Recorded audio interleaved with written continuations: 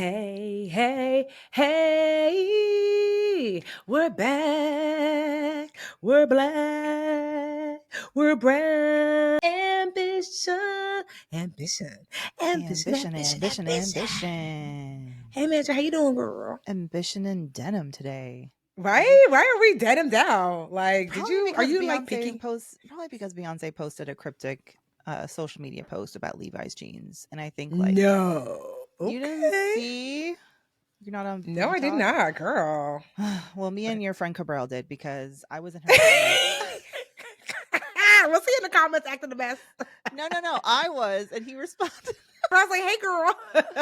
So this is the thing about Run Ambition. Before we start the show, we make a plan, right? We know exactly what we're going to talk about, and then we hit record, and it's like, woohoo, squirrel. Anyway, yes. Run Ambition. I'm gonna miss you. Okay, whatever. Beyonce posted. She likes to talk on social, but doesn't actually say anything. She just posts visuals, like a picture. Mm-hmm. There was she was in Paris promoting her whiskey brand. Anyway, it was just like, I think it was just a static image and there was no caption. And the image just said something about something's laundrette, like sexy Levi's jeans at a laundrette. And I was like, are you collaborating with Tide? Are we going to have like an OxyClean? Yeah, like an OxyClean, Cowboy Carter. Like, what? Are we doing a line of Levi's jeans? Like, what the fuck is this visuals? Are we getting a music video? And I was fed up. And so I went in the comments and I was like, just say something in the caption. Like, just write, just explain. Because some of us are still paying off, not me in particular, but a lot of Beyonce fans are like still paying off their Afterpay, Yes. like purchases of Sacred and Sir Davis whiskey. And let's not forget about the Renaissance tour, whatever. And then Cabral was like, because that was a bag. Yeah, and I still don't know what the hell she was talking about, but anyway, Cabral and I were both annoyed by it, and he supported me. What did he say? He said something like, Mandi, what did she? Well, I'll tell you exactly what he said. Oh my God, not my two friends in the comments cutting up under Beyonce. I mean, okay, he said, Mandi, she trying to play with our emotions. Oh, that sounds like something he would say. Listen, he was on his lunch break. We just had a little kiki. Are you threatened because I'm kikiing with your friend? No, we can share. I don't mind. I'm sure you're his number one. Man, well, you just look like you just rolled off of a private jet after speaking to a stadium full of incredible women. What is happening? Well, it wasn't a private jet, so this past weekend I went to Women Evolve, which is one of the largest women's conferences in the country. It was 38,000 women, I believe. And so it's Sarah Jakes Roberts. So, that's the daughter of T.D. Jakes. And Sarah is just this phenomenal pastor, leader, woman herself. And so I actually did the very first Women Evolve. It was in Denver, Colorado, years ago. I want to say maybe 7 years ago, something like that. So I did the first one. And that was just a couple thousand people, like a few thousand. But I didn't even speak main stage then. I did like a workshop or something like that. It was still a lot of people, but I didn't speak main stage. But this time they're like, oh, we want you to speak main stage. And I'm not going to lie to you, Mandi. I was like, oh, okay. I don't know what I was thinking. Like, I don't know. I don't think I conceptualized what main stage meant. And so the day before, like I was to speak. So I landed on Wednesday. I spoke on a Thursday. They're like, oh, we want you to come to the location. So they put me in a hotel that was next to the location. They like come to the location, take a look around, but also to do some press, whatever. I said, okay. So I get there and I'm like, why does it look like a stadium? Like, like I saw Beyonce at the stadium. Right. And I was like, okay. So they're walking me around. I'm like, oh, so like, somebody was like, I forget the pastor that was preaching that morning when I was there, like just to observe a little bit. And they're like, oh, do you want to like sit? I said, no, because they told me I have to do press in like 30 minutes. I don't want to disturb people getting up and down. So I just said, I don't know what floor I entered, but like how stadiums have the tiers. I was maybe midway up. There were still more tiers above and tiers below. So I'm just standing, like looking over. And I said, that stage down there that looks real little because there's so many people in here. Who goes speak on that stage? They're like, you girl. I said, wait a minute, Mandi. When I tell you, I couldn't believe. I couldn't believe it. I said, wait, is that the stage I'm speaking on tomorrow? I kept asking. They're like, girl, yes, see, we. How many languages do we need to say it?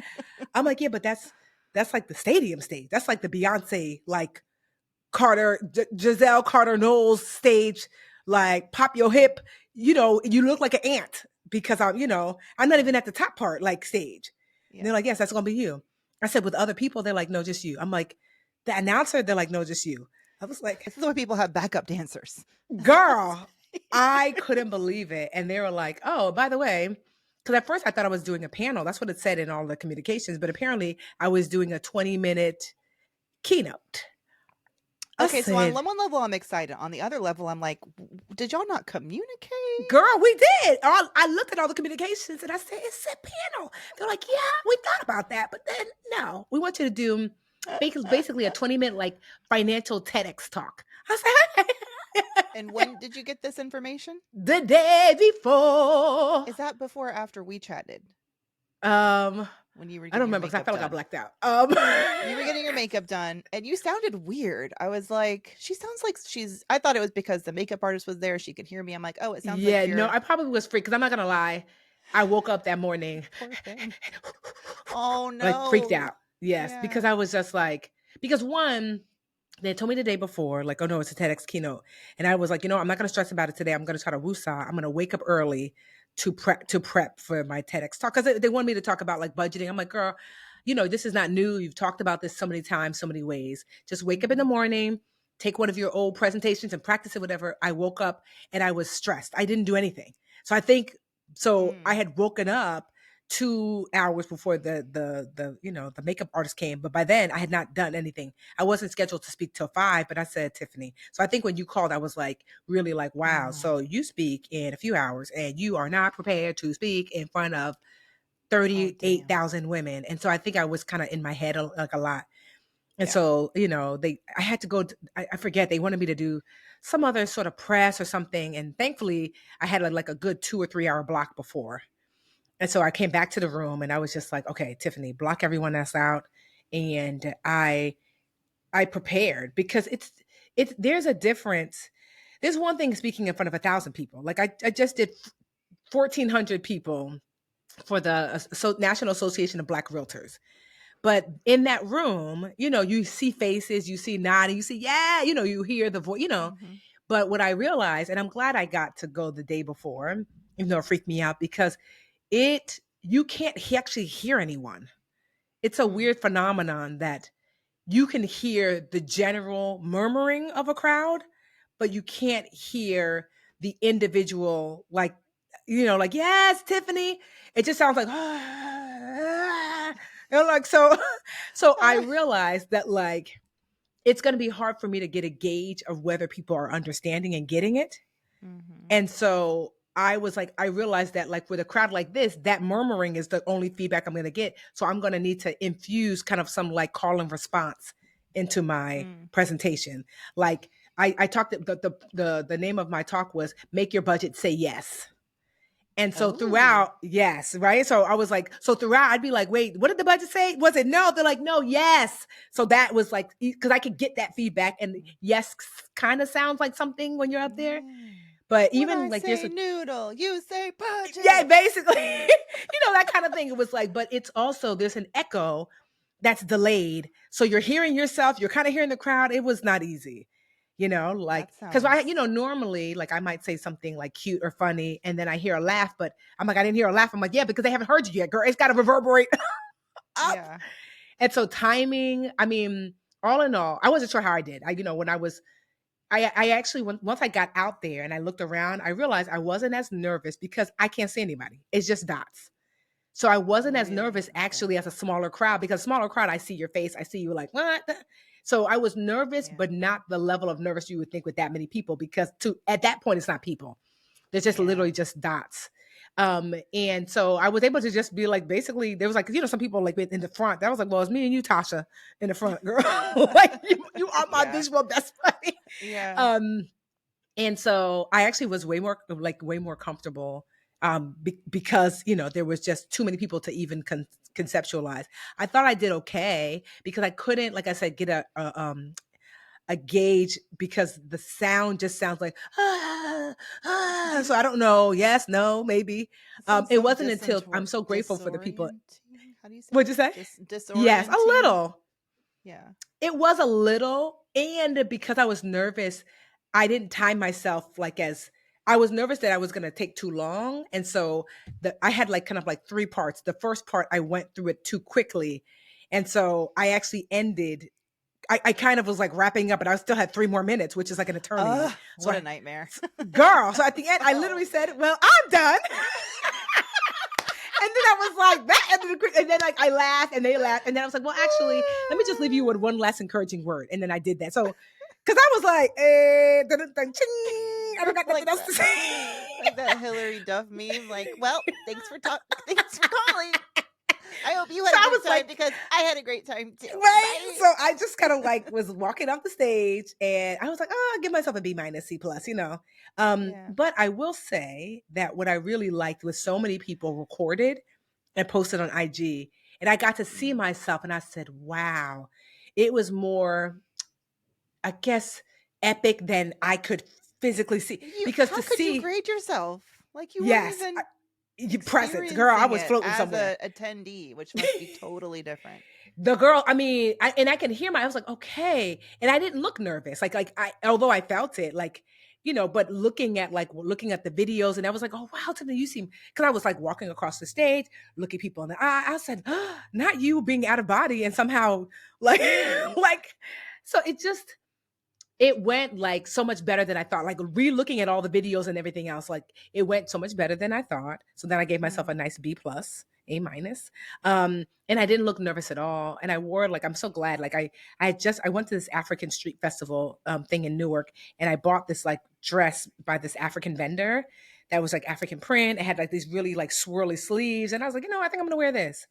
And what I liked about it too is that I could wear like my cute sandals with it, so that way I didn't want to have to wear heels and like I almost tripped coming up the steps. So I was like, I'm glad I had like my sandals on. So I felt very comfortable.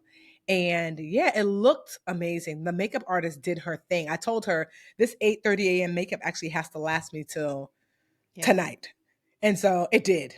Like she did such a good job with my face. So I felt very comfortable. Thankfully, I had just gotten my hair retightened because I had literally an afro with locks. And the night before, my katab who tightens my hair was like, hey, are you free? So thankfully, Dangly. I mean, because what you don't want to do, because literally you're like this little ant on the stage, and then they have the big prompters, and so it's like all up in your face. So everybody would have seen my fro, my undone hair, the edges. And wait, I so need to it just see. I need to go on your IG. it was just I made it a highlight. So we're obviously gonna do some posts and stuff too. So you'll the next week or so, today, tomorrow, but I made it a highlight. But it just I don't think I still have fully absorbed like the epicness of that, because I was sitting backstage and I said, Tiffany, there are like 40,000 women out there and you're about to go outside Tiffany, and you speak look to like them. a fucking African goddess. Look at the hair. I love it. It's like off the shoulder. Yes, thank you. Wow. That's incredible. I still haven't absorbed it because I'm like, all the I don't know people. how Do you see someone you like did the not actually shit your like you didn't shit your underpants on stage, then you get an A plus because I want to shit my underpants just looking at this, and you walk by your goddamn self, you and the Holy Spirit, and no one else. I know. Honestly, I will say that looking at it from the perspective of the audience looks crazy. It didn't look like that to me. It just looked like you're in this space and there's multicolored dots everywhere. So I couldn't really, you know what I mean? So it didn't give me the chance to be as freaked out as I probably should have been. Thank God. You're working the stage. There's a podium, but you don't care. You're just yes! going back and forth.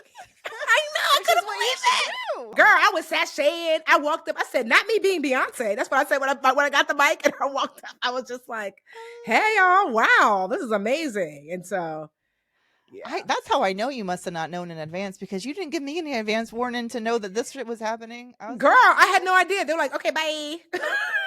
Would you have? But what did that do to you in terms of like your team negotiating your fee for that? Because that's very different than a Yes. panel. Did they try to get a discount, like last minute, cute? Because that's where my Well, brain's going. yeah, here's the thing. Like, like I knew I wanted to do Women Evolve because it's a huge opportunity. And so I Mm, just kind of was like, a friend of mine was on like the planning committee and I had missed out on the year before. And so I was like, mm, whatever it takes, girl, I'm going to do it. So I just said, whatever that looks like. So they did pay. It was a cute coin, maybe not 38,000 people cute coin, but a cute coin yeah. nonetheless. And I don't think that's what they were trying to do. I just think that, I don't know. It was the CEO of TIAA, Tashunda. She was backstage, like she did one after me. So she too. I thought maybe they forgot to tell me, but they forgot to tell her too. She was like, "Wait, what?" So I was like, "Okay, good, not just me." Oh my God, they set you up to Yeah, but fly. They said we'll put yeah, Tiffany. At least it happened at the right time for you. yes, it was. And honestly, Like the thing you is, could you that could is my show up perfect for the moment. audience. Yes, it Yeah. was a room Okay. full of amazing, beautiful Black women. So, I mean, Yes. to me, I think it would have been more freaked out if it was not my audience Yeah. because, you're standing in front of like Black women who are literally just there to support you. And the Yeah. way people have been messaging me, that was so good. The steps you Yeah. told me, I wrote them down. You were fun, girl. You look beautiful. I mean, the edification, I mean, And it's did. top tier. So, Right, and they were already primed because this is a multi-day yes, conference. I need to get I know a yes. couple of people who went to Evolve, and I'm like, it's like the Essence Fest of the fall is basically Yes, what it it feels is. like. Yes. Yeah, So, and I walking gotta, through, I took so many pictures, so many hugs. Like there is no better audience than Black women. I'm gonna, be honest. And because there's yeah, just so the kind of love you get. I was like, I don't care what kind of bad mood you in. Not today, sis. They were just like, thank you so much. Me and my daughter, my grandma loves you. yeah. It was just a day of like love. And I just was like, people were looking at me double take like, I'm like, yes. Aw. So I took so many pictures and hugged so many people and cried with so many women who were like, I was not doing well and then I read your book or whatever. And so it just was like just Yeah. a beautiful display. And like I said, I haven't got a chance to really like absorb the fact that like you really got on stage and spoke in front of all these people, Tiffany, and you didn't faint or pass out. In that world, just Mm. feels. So they will always have my heart because of the way they treat her, but also the way they treat me too. And honestly, everyone there, from the women who attended to the women who helped behind the scenes, it's just a Mhm. love fest of Black women on Black women, Black on Black love. Yeah. Well, I'm so proud of you always, but Thank you. that's such a funny story in the best way possible. Someone's yeah, but let's do is let's segue into like maybe not a not so funny story, but do you Yes. know these people are still trying to purge people from voter rolls, like on like bold face, I just, control alt deleting people from voter rolls. So, BA fam, we've said it mm, before. We're going to yes, say it again. Check your registration status. yes. The state of Alabama is getting sued right now by the Justice Department. They tried to get rid of 3,500 registered voters from their rolls, and they Can you haven't. imagine? Yeah, no, I don't. It's like happening, and in Georgia too. It's just these battleground states, especially. There is this like we all focus on the presidential election, but there is this like nefarious strain of Mm, low level government workers who are potentially altering the course of our democracy. I know that sounds hmm. so dramatic, but it's actually happening. Like the Yeah. people who are going to decide how do we count votes and how do we contest a vote and how do we make it easier to contest a vote, to deny the will of the people. So just one thing I'll say is go to iwillvote. Is it com or org? Let me see. Let's see. iwillvote.com, and then it will direct you to where you can see if it says check if I'm registered to vote. Just check it for your grandparents, check it for your loved ones who are maybe not so internet savvy. Matter of fact, let me check it for my dad right now, because I worry about him. Like I worry about older Mm-hmm. people of color in these battleground states, because I just feel like they are more susceptible to be getting kicked off these roles. So I want you guys to go iwillvote.com. Stay woke and vote. I'm going to check my dad's right now. Good. He is registered. And look at him voting in elections during off years. He was just voting in May, probably at a Okay. primary. Amazing. Okay, great. Yeah, this was super easy. It took less than 5 seconds. iwillvote.com. Oogie.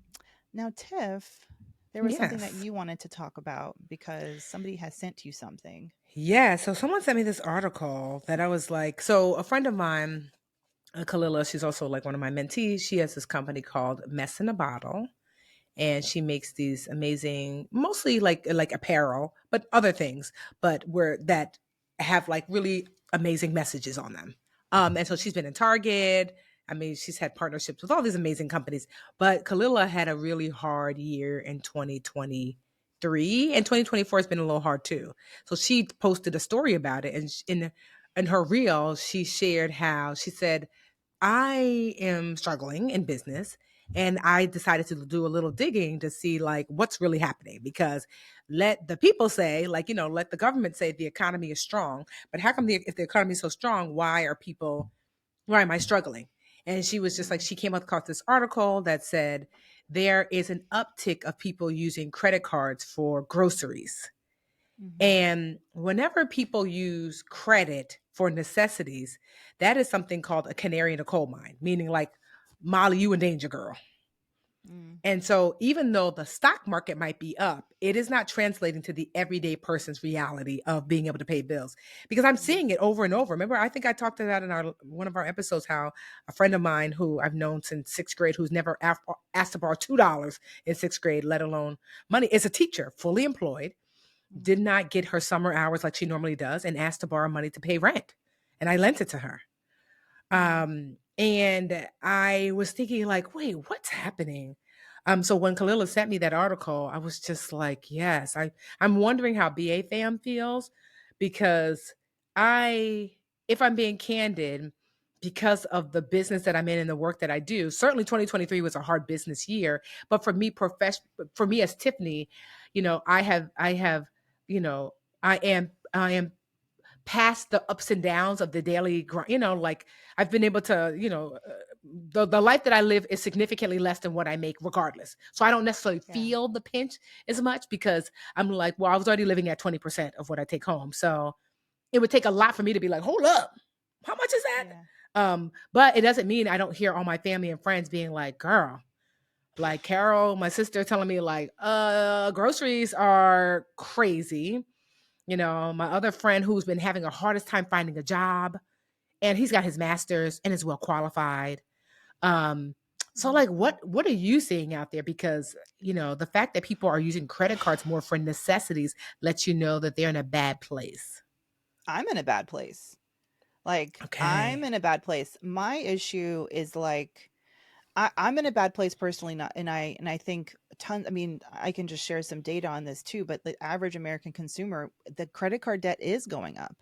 I mean, it also Mm, you have to also think about the cost of housing. So I'll give you an example, and I mm, just want to say to anyone listening that in a lot of ways it's not our fault. Like, mm-hmm, things are getting more. It's just like math is not mathing. Things are way mm-hmm, more expensive than they ought to be and used to be, and our income just hasn't been able to keep up with it. And so a good example is housing.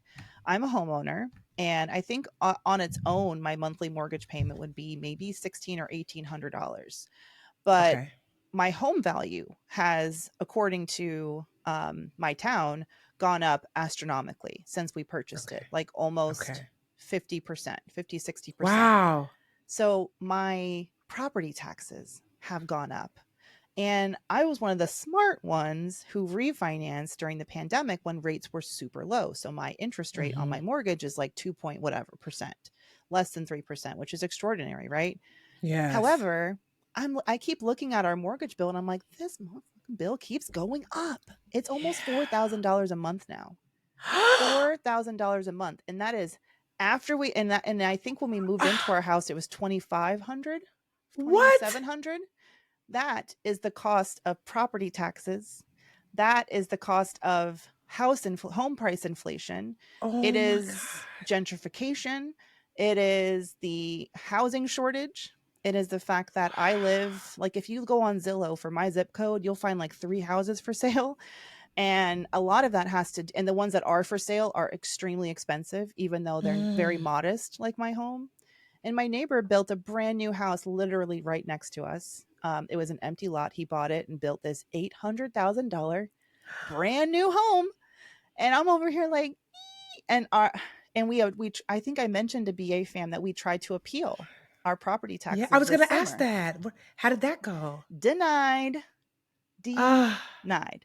We've tried before. We've actually hired someone like some real estate agents or realtors. If mm-hmm, you reach out to them, some of them have side businesses doing these appeals, like property tax assessment. What do you call them? When you fight against it, I guess. mm-hmm. And Yeah, we've yeah, done that yeah. before, and that went nowhere. And I'm just saying, so like, that's a lot of extra money. What? Now, at the same time, I really wanted a family. And you know what's really expensive is Kids. childcare. It is so Yeah. hard. And it's like, I could really get emotional about it because I made a ton of great choices. And right now in my Yeah. life, I'm thinking, oh, so I worked really hard in my 20s and made all the right choices so I can barely get by in my 30s. I Cause just don't like, understand. it's fucking Oh my crazy. God, Mandy. Yeah. 1,800 to 4,000. Like, how is somebody supposed to navigate and manage? I mean, on the one hand, you can say, well, it's a blessing. You have this equity in your home. Well, then I'll point you to this article that I just actually my husband sent me because we were talking about it. Cash strapped Mm. Americans are using their homes to pay down debt and to keep up with the rising cost of living.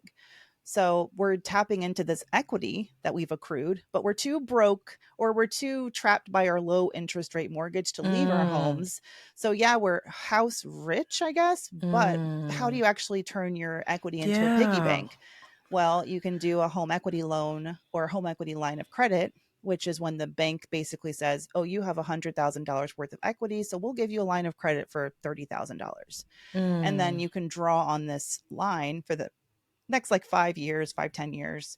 And then you have 20 years to pay it off. And interest rates tend to be a lot. I mean, they're definitely a lot lower than credit cards because your whole house is securing it, which means if you default, you can lose your house. But rates are Yeah. like 9%, which is Ugh. significantly lower. So families are now taking their equity. And the reason why some people have a weird feeling about home equity loans is it may sound familiar. This was one of the biggest causes of the housing crash and the financial crisis in Yeah. '08 was the Yeah. fact that it's not as bad. I don't want to like be like alarm bells. It's not as bad as like 2007 when banks were giving out a good like so many home equity lines of credit. You know, people lived in houses that were like, you know, the housing prices were super inflated. There was all this like crazy stuff happening in the back on the back end of banks that still go over our head to this day. But the point is, people were leveraging their home value for debt and then they couldn't repay it. Mm-hmm. And that was one of the reasons we Yeah. had that big collapse, right? Yeah. So now that we are turning to this, you know, this smart, low cost form of debt consolidation by tapping into your home equity, it just, yeah, it definitely makes me feel like, oh, people are including myself, like really overwhelmed and just looking for trying to make the right decision to keep Yeah. up. And meanwhile, September 30th is today, October 1st. It's like, do we have the mortgage and the daycare? Do we have the Yeah. $8,000 it is just the roof and kids? Like, I can I know. make money in business to pay for this shit this I month? It's know. It's really, I guess, like I feel like I don't know the solution because I was telling that to someone. I said, this is beyond, to your point. This is not budget your way through. That's not what we're talking about here. This is Mhm. people are not, don't buy those Jordans. That's not what's happening. It's like, so my kid doesn't go to school. So we don't have a roof over our head. Like people are really navigating between need to need, Mhm. and literally I just had a Forget homeboy. saving. The Mandy of Yes. the back of the you listen to Brown Ambition early days. I got 7 savings accounts Yeah, and 6 months of expensive saved. girl. No, she's dead. She's gone. She's on. She Literally, worked my very homeboy told me hard. today. He was like, I'm debating whether I'm gonna." Same thing. He said, I'm trying to figure I'm gonna pay my daughter's school fees or rent this month. Let's see." I said, he was literally like serious. And he's like gainfully employed, got his master's, and I was like, "Wait, these are the choices?" He's like, Yeah. Like, I don't even, and so I'm thinking to myself, like, I don't know. Like, I don't know what there, it's almost like there has to be this other solution. And so, like, the solution that's happening in my family is family. You Mm-hmm. know, like I remember like when I was really, really, really struggling, and everybody does not have this. I know this is from the place of the most luxurious, most privileged place to be able to have family that I was able to, when I was struggling at my hardest, to be able to sleep back home with my parents, like in, you know, getting back in my middle school bed. And then after that, being able to stay with my sister in her one bedroom, and then being able to return the favor to her when she needed a place, and now then she stayed with me. But I think about like my sister, not to put my sister Carol, I know she probably like, get her name out your mouth, but not to put her business out there, because you Well, know she's got two kids, she's me. and And she's a yeah, and single she's income just, household. How is Carol yes, doing and it? although she makes good money, she was like same, Whew. so she was renting a place that we helped her find, and at the time I want to say rent was like 1900. Do you know? And that was because at the time Amelia was she was like literally 9 months pregnant. So Amelia was like, and Amelia's now just turned 7, and so she stayed there for about 7 years. That place, it was either maybe 19 or even 1600 at the time. That place is now that every year the way it goes up astronomically. Right now it's $2,700. Mm-hmm. And she was like, and then she said before she left, she was like, "Oh, we're raising another $300 a month." I'm like, "Wait, what?" So I was like, "How would you even?" She's like, "So this is a sister. Thank God that I had bought this condo, because I was like, I Mm-hmm. can't live in two places." So I just told her, "You can live in my house." Because honestly, that is my house with Jarrell. So I don't want strangers to live in that house. Jarrell and I would always discuss that if we ever moved out, that Carol could live there. And so I told her, "You can live here and just cover the carrying cost, which is which is about $1,500, which that's Oh. rent, the what's it called it taxes, like the utilities are not so crazy, and like other little like whatever, like insurance, whatever's about 1,500. So she to go from 2,700, well really it was going to be 3,000 in a minute, to 1,500 is a huge saving. And the fact that the kids school is literally down the street. And Mm-hmm. so the blessing is now that they're 7 and 8, they go to public school. She doesn't have to, because I remember when she was paying rent and daycare for two kids, which Mm-hmm. honestly I just had to take a bill. I was like, Mm-hmm. I'm just going to take a bit, because there's just no way you're going to be able to make it. Yeah. And so I remember going to the daycare center and then being like, oh, because they thought, because we look at like, I guess, and they're like, oh, don't forget you owe such and such. And I was like, wait, what? What's Mm-hmm. owed? And they were like, oh, and I was like, okay. I told them from now on, just send that to me, because I know she must be freaking out. Like, what am I gonna like? What can I? If the kids don't go to daycare, how am I gonna go to work? If I don't go to work, how am I gonna pay for anything Amen. anyway? You Amen. know? And Amen. so, like, when It I is tell such you, a like, clusterfuck. I mean, even now, like I try my best to like, I don't know what people do. That is the solution that I've come up, but it's not a universal solution. The You dip solution into is your like, 401k. I You mean, try to get a balance transfer credit card. You yes. think about more 401k, withdrawal, and you're like, well, shit, like, when's it going to end? You think Yeah. I'm a piece of garbage because I should know Yeah. better. But then you also realize with stories like this that you're not the only one. And I'm like, You're who's not the only doing one. something about, like, this is I don't why know. we need to vote. And I will point out there is like economists, they know about this housing crisis, like they know about the housing shortage, Yeah. and the only way to fix it, I was listening to, we should put a link in the show notes, Stacey Yes. What is the Abrams. solution? One of the solutions is to aggressively build new homes in America. We need, like, the whole supply and Okay. demand of it all. They're just like, since, because of the housing crisis, builders, and I'll give you an even more personal example. My uncle, and on my mom's Hmm. side in Georgia, they used to own a building. He owned a building company, and they built homes all over Fayette County, Georgia, and probably other places. And they shut down in the wake of the recession because they had to. There were no one was buying homes, everyone was defaulting. There was no money for builders, and so builders like him stopped building. And you know what business he got into? What? Property management, because of the renters Mm, surge, because so many people were mm. pushed out of traditional home ownership, so now we're renting. So these private equity firms are going into these neighborhoods, buying up single family homes and They flipping are. them and renting them, Yep. right? They've been And calling me all so day, every day. mhm, Yes. then they hire a company like my uncle's to manage those properties. So my uncle was Hmm. managing a portfolio. I just talked to him the other day, a portfolio of nearly 500 single family homes across Georgia, right? Tell me why that man is richer than he's ever been in his life. He's like, I'm about to buy a chopper. He's going to go buy a Okay. whole helicopter. He owns multiple properties. I'm not throwing I mean, I'm a little bit throwing shade, but this industry, property managers, these private equity firms, Okay. it is so rich, this off the backs of renters. And of course they're raising rent prices Mm. because they can, Yes. because it's capitalism, because they Yeah. have the Where you gonna go? justification. And Yep. they are baking in, this is one of the things that Stacy covers in in her recent episode. Well, that's an anecdote for me and my family, but just to tie it in, like she talks about how she talks to an eviction activist who's trying to help Mm. because, and she's saying how the business models of these companies, they bake in the fact that you're going to have to evict people. They plan for it.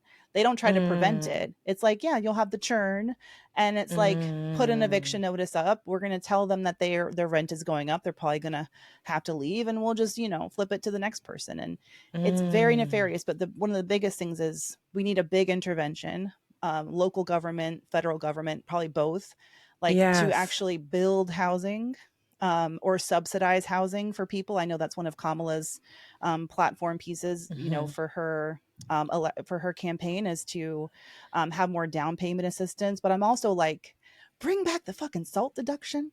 Do you know about that? I mean, I know you paid for, yeah, but before the Trump tax cut of 2017, he eliminated the SALT tax deduction for homeowners. So that was state and Okay. local tax. So your property taxes, you used to be able to deduct Mm. those from your taxable income. And that's why Mm. it was like, oh, become a homeowner. It's beneficial for you. You get a tax break. Yeah. There's zero. We did all the things. We put in the energy efficient windows. We got an electric car. We get those little tax credits here and Mm. there. But like, there's no benefit. Like, it's just straight up coming out of our pocket. So if we could have, for the existing homeowners, this is my bid to the Harris campaign. Mm. Cute for down people who want to buy their homes, down payment assistance, amazing. But like, for those of us who are in these homes, suffering from the rising cost of our properties and the taxes that go along, like, make it a deduction again so that we can fucking breathe. Because I bought an Yes. affordable home within my budget. It's not my fault Yes. that these fucking taxes are making it unaffordable, you know? Yeah. I didn't know I had that on my spirit, but I thank you No, for giving I'm so glad me a because it's chance to get it real. The off. truth is, I look I look back when I moved into my house in New York, my taxes were 7,500. I believe they're close to 1,300. I Mm. mean, like, how do they do? Like, I haven't even fought them yet, but I'm gonna because I'm just like, and I don't Wait, know. I 7,500, now they're 13,000? yeah, 13,000. That's what I mean. Can you Okay, imagine? yeah. Yes, I can. Like, I I'm can. like, how did they double? What the entire hell? Yeah. Because Yeah, like, you're and the same situation. Home properties yeah. prices going up, Yeah, it's higher like going because taxes. I remember I bought the house for 180. At the time it was worth like 360, something like that. But it was a Hmm. foreclosure. And now they're saying it's worth 520. So I was like, Hmm. woohoo, wait, what? It Yeah. sounds good, but to your point, so I gotta Yeah. what does that mean as far as paying these taxes? Yeah. Yeah. Oh girl. I don't know. I to your point, there has to be an intervention because this is beyond budgeting. This is Hmm. beyond fiscal responsibility. Like it is. It just is. There has to be an intervention because, you're forcing people to what? All of a sudden you will have people who are working who are also homeless. Then what? Yeah. I've never, like, people think all kinds of things about families and where my zip code and where I live and how much money I have. And I'm like, we are it is the edge. That's where we are. We're living on the edge. And, Mm, um, we're going to get through, because where there's a will, there's a way. But I'm just so many family, like you said, family and support. I would just say it was even cathartic telling you, Tiffany. And I feel like, oh, just tell your family if you're really mhm, struggling, because I think the credit card debt to me just signifies that we are keeping it moving. We're turning to our credit card. We're swiping at the grocery store because we have high mhm, credit lines. It's going to clear. mm, We don't always know how we're going to pay it off, but we're like we're not like raising a hand asking for help, whatever. At least not that people can help, but just talk about it so you don't feel so alone. yeah, Because it's real and it's stressful. It is yeah. stressful. Um, Maybe we can yeah. have like so my best friend Linda is a social worker. And one of the things I really love about Linda is she's like, there's so many resources. Like whenever they're like, she's like, no, there's like there's resources for housing, there's resources for childcare, there's resources for this.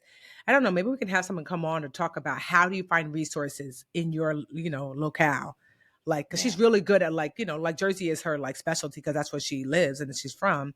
But she was just helping a girlfriend of mine with the resource and she lives in Pennsylvania. She was able to find a ton of resources. I'm like, how did you? She's like, this is what they teach you in social work school, basically. She just got her master's. She's got her bachelor's in social work, not her master's. And she's like, there are resources that people don't know to tap into, places to go. So maybe we can have someone come on to like I would talk love that, through but they'd have to talk about like what do you do when you're middle to high income and like you don't qualify for a lot of, something. The you one thing know, about Linda is I have never heard her say there's nothing for you. there's nothing I've for never you. heard her say that. Help me, Linda. I Help, know. help me. You know I've what? never. Oh, Yeah. the one thing I am going to do is I'm going to finish my paperwork to be designated a minority owned women business so that Yes. I can apply for grants and funding and Yes. stuff like that. Even for Brown Ambition, it's just kind of silly that well, it's not silly because that application was a pain in the ass. But Yes. I dropped it, and that's certainly one thing I can do. Um, but yeah, that was our joint brown break and slash like what if Kid Fury and Crystal did a read on housing prices? That's what you just got. You're welcome. And we just also too want to God. thank you guys for all the, you heard our last episode. I just want Oh to thank you because it's just been so, yeah. I mean, it's been hard, but honestly, the support that you have just poured into us, this has been really beautiful to see. I love how everybody's like, girl, Mandy, we got you, girl. Like, we're going to miss you, Tiffany. But, Yeah. that's been really beautiful. Yeah. And so that's probably been my favorite part that people are like, oh, I cried. I'm sad Yeah. about it. But I'm also here and cry. excited to see what Mandy's going to do. For those of you like, what's happening? I'm like, well, go listen to the last episode.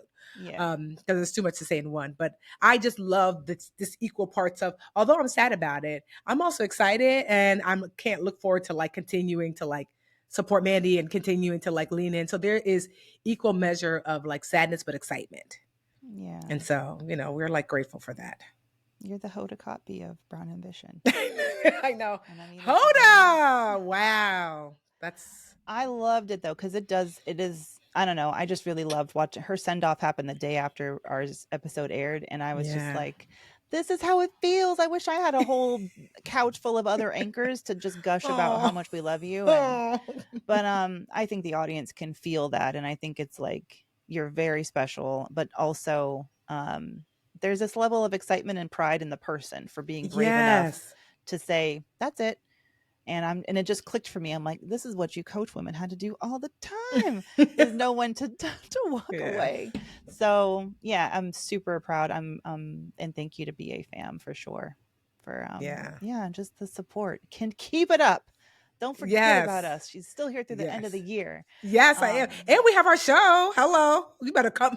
We got literally like one ticket left. Yeah. There might be half a ticket. There's going to be a wait list, but yes, our first live show is not too little, never too late. Before we end. October 10th, we're going to be live in Newark, Tiffany's hometown. Now hometown. And you can go to brownambitionpodcast.com if you want to try to fight over this last ticket that we have. If not, you can join the wait list. I'm sending Tiffany on a recon mission to see if we can't fit more than however many people that we have.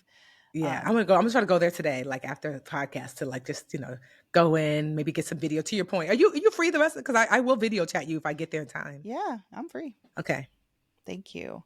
But BA fan, brownambitionpodcast.com if you want to buy your ticket, just one. Maybe there'll be a couple, and there's going to be a wait list. And what else do I want to say? Oh, I got a DM from a Instagram fan who says she's flying in from Savannah, Georgia. No, which I'm like, shout out to that round trip, because that reminds me of my wedding, because the tickets for some reason between Savannah and Newark are very cute, very cost effective. I love that. Yeah, so let's put on a good show for y'all. Yes. Very, very excited. All right, y'all. Until we're gonna see you on Friday. BAQA. See you Friday. Bye, BA fam. All right.